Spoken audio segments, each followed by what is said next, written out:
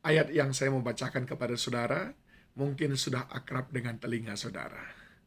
Tapi saya harus jujur mengatakan, sering sekali disampaikan dengan cara yang keliru karena tidak melihat konteksnya, hanya membaca teksnya saja. Mudah-mudahan hari ini saudara menjadi lebih memahaminya. 1 Korintus 2 ayat yang ke-9. Tetapi seperti ada tertulis, apa yang tidak pernah dilihat oleh mata, dan tidak pernah didengar oleh telinga, dan yang tidak pernah timbul di dalam hati manusia, semua yang disediakan Allah untuk mereka yang mengasihi Dia. Di sini sebetulnya Paulus sedang berbicara tentang hikmat-hikmat yang diberikan oleh Roh Kudus kepada kita. Bahwa kita tidak mengerti tentang kehidupan ini kalau kita tidak diterangi oleh Roh Kudus. Sehingga orang-orang yang tidak memiliki terang Roh Kudus, dia banyak sekali tidak memahami.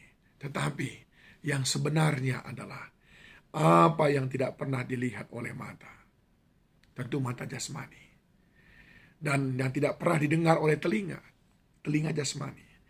Dan yang tidak pernah timbul dalam hati manusia karena hatinya belum diubahkan, belum sejajar dengan hati Kristus. Semua yang disediakan Allah untuk mereka yang mengasihi Dia. Paulus ingin mengatakan, jalan-jalan Tuhan itu sungguh tidak terselami. Rencana Allah dalam hidup kita sungguh sedemikian besar, sehingga kita perlu Roh Kudus untuk meneranginya. Bahkan di dalam bagian lain Paulus berkata, sebetulnya kita tidak tahu bagaimana cara berdoa kalau tidak diterangi dan diajari oleh Roh Kudus bagaimana caranya berdoa. Oleh sebab itu saudaraku yang dikasihi Tuhan, dalam hal ini ada dua perspektif yang ingin saya sampaikan. Yang pertama, yang tidak pernah didengar oleh telinga itu, yang tidak pernah kita lihat itu adalah kemuliaan yang Tuhan janjikan bagi orang-orang yang sungguh-sungguh mengasihi Dia.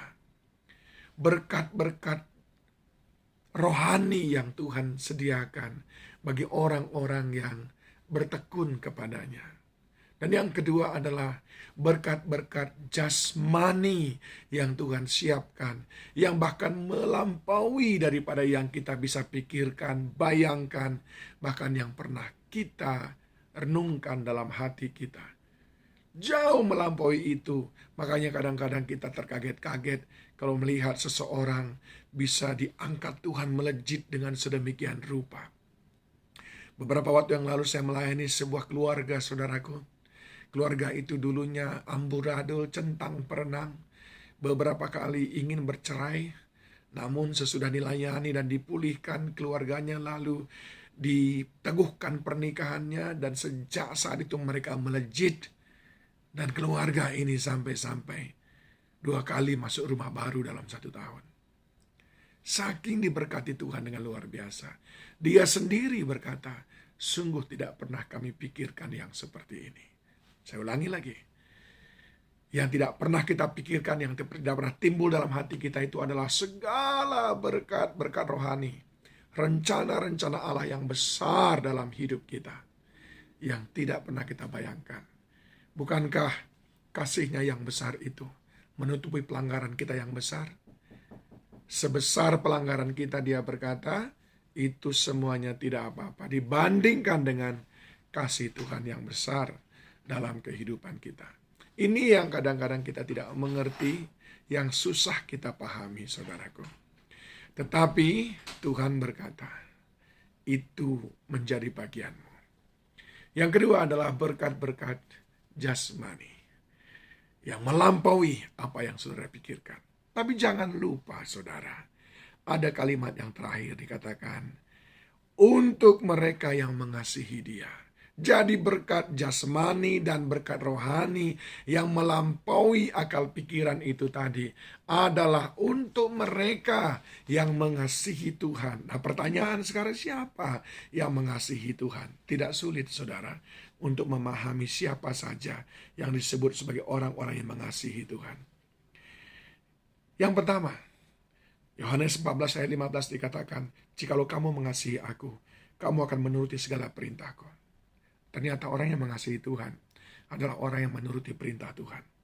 Ayat 21 di Yohanes 14, "Barang siapa memegang perintahku dan melakukannya, dialah orang yang mengasihi aku. Dan barang siapa mengasihi aku, ia akan dikasihi oleh Bapakku.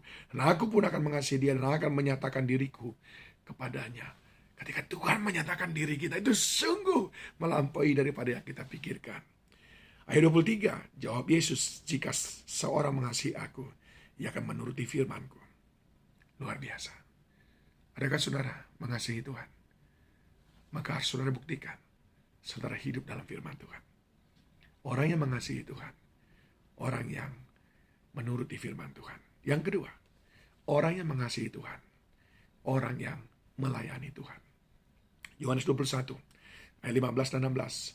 Sudah sarapan Yesus berkata kepada Simon Petrus, "Simon anak Yohanes, apakah engkau mengasihi aku lebih daripada mereka?" Jawab Petrus kepadanya, "Benar Tuhan, Engkau tahu aku mengasihi engkau." Kata Yesus kepadanya, "Gembalakanlah domba-dombaku." Ayat 16, kata Yesus pula kepadanya untuk kedua kalinya, "Simon anak Yohanes, apakah engkau mengasihi aku?" Petrus menjawab yang sama dan Tuhan berkata, "Gembalakanlah domba-dombaku." Orang yang mengasihi Tuhan, dia melakukan pekerjaan Tuhan, yaitu melayani Tuhan dan melayani umat Tuhan.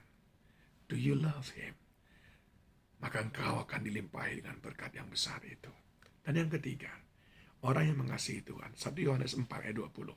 "Jikalau seorang berkata, aku mengasihi Allah, dan ia membenci saudaranya, maka ia adalah pendusta.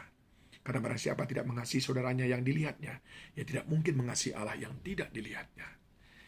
Kalau engkau mengasihi Tuhan, engkau pasti mengasihi saudaramu. Hidup berdamai, hidup rukun, satu dengan yang lain. Ingat, yang tidak pernah engkau lihat, tidak pernah engkau dengar, tidak pernah timbul dalam hatimu, yaitu berkat jasmani yang besar, berkat rohani yang melampaui akal pikiran kita, diberikan Tuhan kepada orang yang mengasihi Dia. Orang yang mengasihi Dia, orang yang hidup dalam firman-Nya. Orang yang mengasihi Dia, orang yang mengerjakan pekerjaannya, yaitu melayani Dia. Orang yang mengasihi Dia adalah orang yang mengasihi sesama, mengasihi saudara-saudaranya.